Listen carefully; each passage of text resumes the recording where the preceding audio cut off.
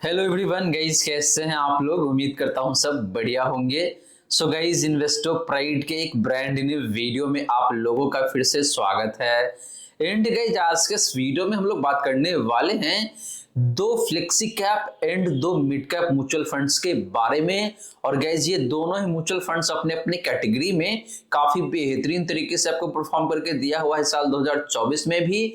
और हिस्टोरिकली भी देखे तो इन दोनों फंड्स का जो परफॉर्मेंस है अपने अपने कैटेगरी में बेहद ही शानदार देखने को मिलता है। और आने वाले 12 से 15 सालों में ये दोनों म्यूचुअल फंड्स आपको बेहद ही शानदार तरीके से पैसे बना के दे सकता है।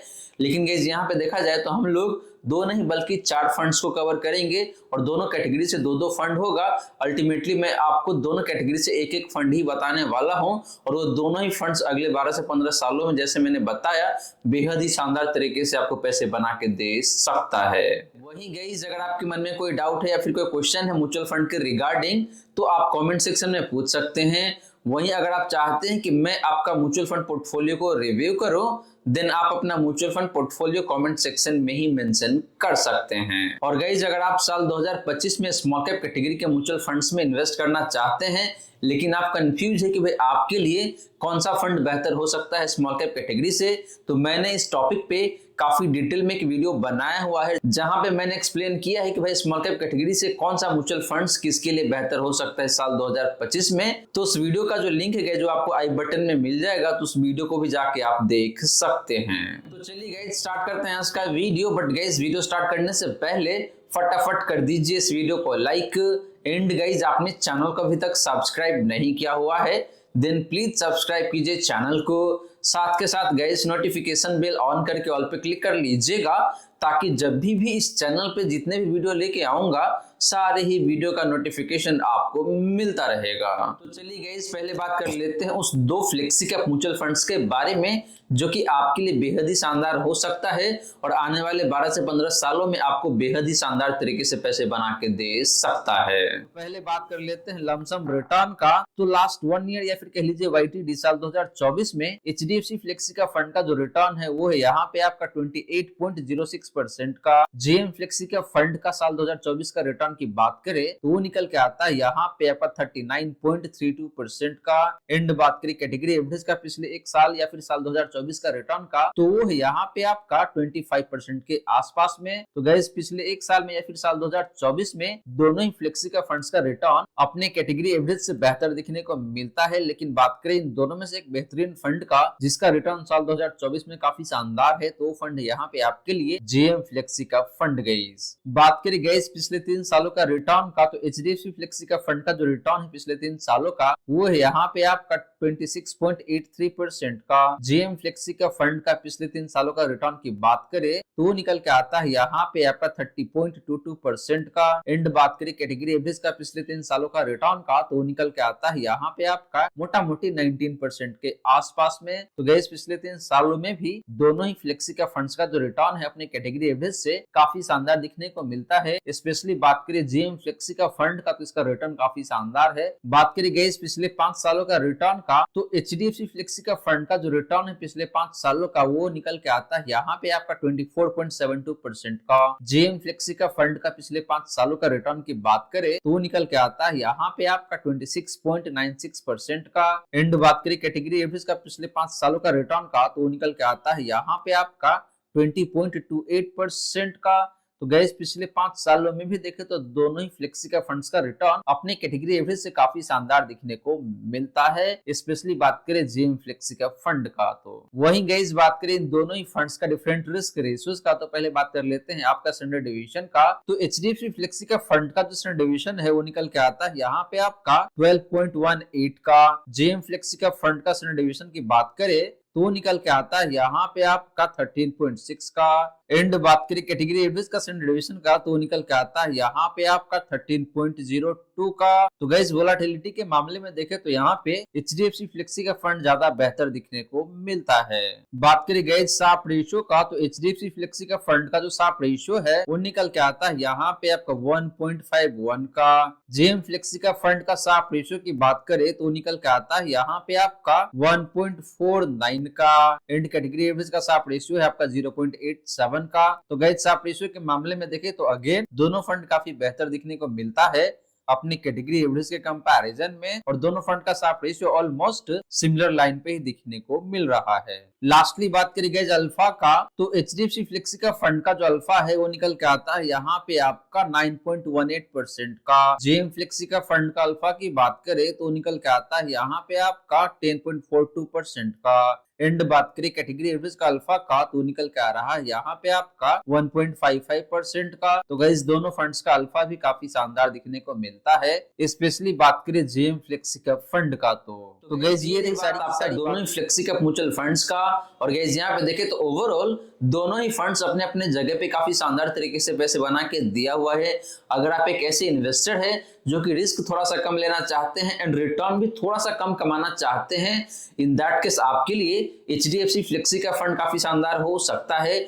वहीं अगर आप थोड़ा सा ज्यादा रिस्क लेके थोड़ा सा ज्यादा पैसे कमाना चाहते हैं, इन दैट केस आपके लिए जेएम फ्लेक्सी का फंड काफी शानदार हो सकता है।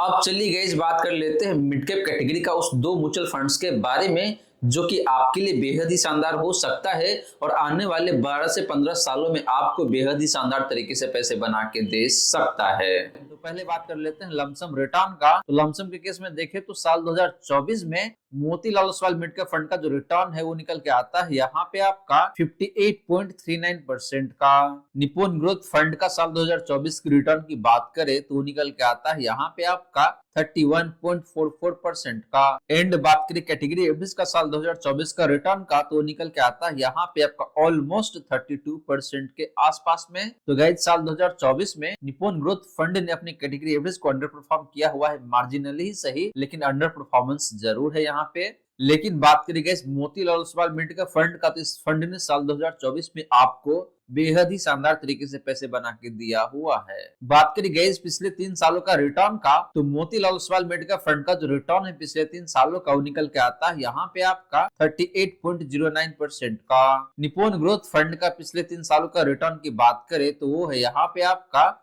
29.08% का। एंड बात करें कैटेगरी एवरेज का पिछले 3 सालों का रिटर्न का, तो निकल के आता है यहाँ पे आपका 24.81% का। तो गाइस पिछले 3 सालों में देखें तो दोनों ही मिड कैप फंड्स का जो रिटर्न है अपनी कैटेगरी से बेहतर दिखने को मिलता है। हालांकि बात करें इन दोनों में से एक बेहतरीन फंड का जिसने पिछले 3 सालों में भी आपको शानदार रिटर्न दिया है, तो वो फंड यहाँ पे आपके लिए again Motilal Oswal mid cap fund. Guys बात करें गाइस पिछले 5 सालों का रिटर्न का, तो Motilal Oswal mid cap fund का जो रिटर्न है पिछले 5 सालों का वो निकल के आता है यहाँ पे आपका 35.16% का। निपुण ग्रोथ फंड का पिछले 5 सालों का रिटर्न की बात करें तो निकल के आता है यहाँ पे आपका 31.24% का। एंड बात करें कैटेगरी एवरेज का पिछले 5 सालों का रिटर्न का, तो निकल के आता है यहाँ पे आपका 28.6% का। तो गाइस पिछले 5 सालों में भी देखें तो इन दोनों ही मिड कैप फंड्स का जो रिटर्न है अपनी कैटेगरी से बेहतर दिखने को मिलता है। लेकिन बात करें जिन दोनों में से एक बेहतरीन फंड का, तो यहाँ पे Motilal Oswal mid cap fund का रिटर्न पिछले 5 सालों में भी काफी शानदार है। वहीं बात करें जिन दोनों मिड कैप फंड्स का डिफरेंट रिस्क रेशियोज का, तो पहले बात कर लेते हैं स्टैंडर्ड डेविएशन का। तो Motilal Oswal mid cap fund का जो स्टैंडर्ड डेविएशन है वो निकल के आता है यहाँ पे आपका 15.46 का। निपुण ग्रोथ फंड का स्टैंडर्ड डेविएशन की बात करें तो वो है यहाँ पे आपका 14.37 का। एंड बात करें कैटेगरी का स्टैंडर्ड डेविएशन का, तो निकल के आता है यहाँ पे आपका 14.68 का। तो गाइस स्टैंडर्ड डेविएशन के मामले में देखें तो यहाँ पे निपुण ग्रोथ फंड बेहतर दिखने को मिलता है। बात करें गाइस साप रेशियो का, तो Motilal Oswal mid cap fund का जो साप रेशियो है वो निकल के आता है यहाँ पे आपका 1.75 का। निपुण ग्रोथ फंड का साप रेशियो की बात करें तो वो निकल के आता है यहाँ पे आपका 1.38 का। एंड बात करें कैटेगरी का साप रेशियो का, तो निकल के आ रहा है यहाँ पे आपका 1.13 का। तो गाइस साप रेशियो के मामले में भी देखें तो यहाँ पे दोनों फंड्स का साप रेशियो काफी बेहतरीन दिखने को मिलता है अपने कैटेगरी के कंपैरिजन में। लेकिन बात करें इन दोनों में से एक बेहतरीन फंड का जिसका साप रेशियो काफी शानदार है, तो फंड यहाँ पे आपके लिए again Motilal Oswal mid cap fund. Guys lastly बात करी गई अल्फा का, तो Motilal Oswal mid cap fund का जो अल्फा है वो निकल के आता है यहाँ पे आप 12.96% का। निपुण ग्रोथ फंड का अल्फा की बात करें तो निकल के आता है यहाँ पे आपका 4.6% का। एंड बात करें कैटेगरी का अल्फा का, तो निकल के आ रहा है यहाँ पे आपका 1.34% का। तो गाइस अल्फा के मामले में भी देखें तो यहाँ पे दोनों फंड्स का अल्फा काफी शानदार देखने को मिलता है।